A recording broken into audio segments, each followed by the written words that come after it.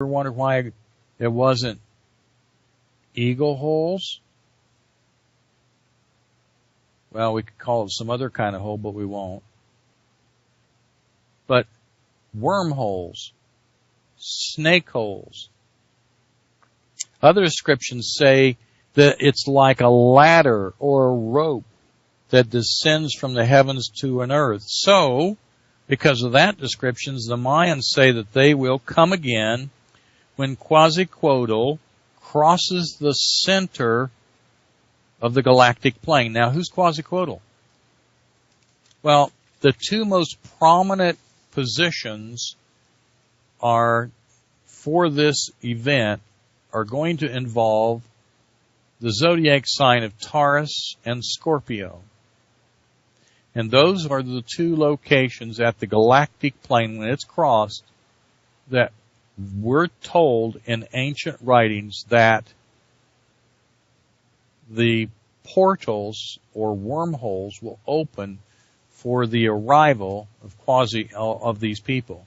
So what does this have to do with the Anglo-Saxon mission?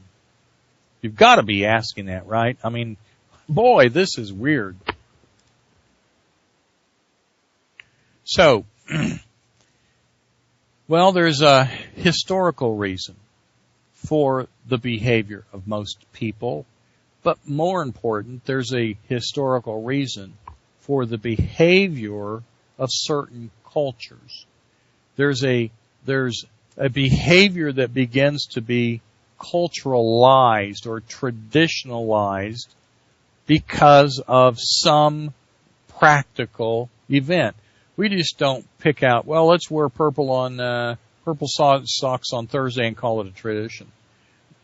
Culturally, people are so busy trying to make ends meet or planting their crops and getting their cows and taking care of their families, even no matter where it was and what time, that they don't want to be bothered with this kind of stuff.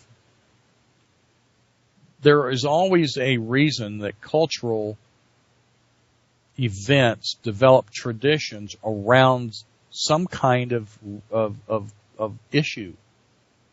This particular one happens to be that I'm going to be talking about is going to be involving what we call the first time, the Watchers, the Anunnaki, the Nephilim, or we could just call them aliens. In the meantime, we got a question. What do we got? What do you mean? Where do they come from? Let's see here. In my opinion, they've always been here and never left. Now they run and rule the world. Well, there are they being these people that we might call reptilian or alien. No, they haven't always been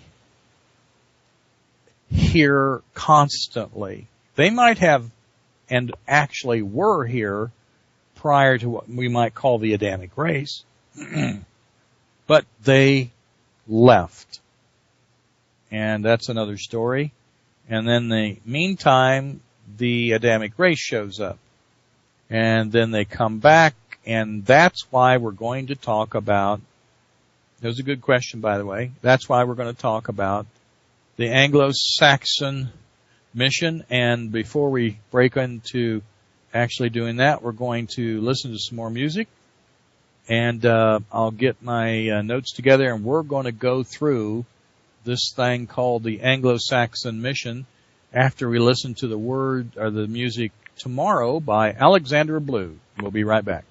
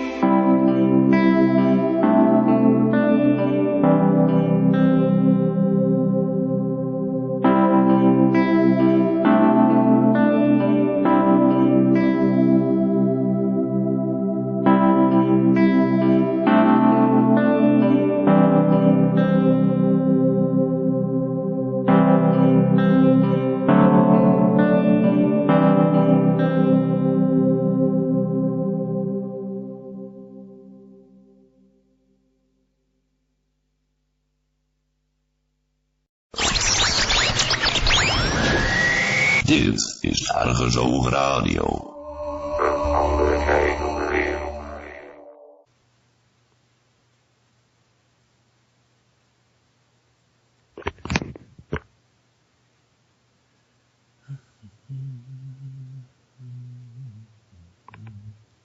Oh, well,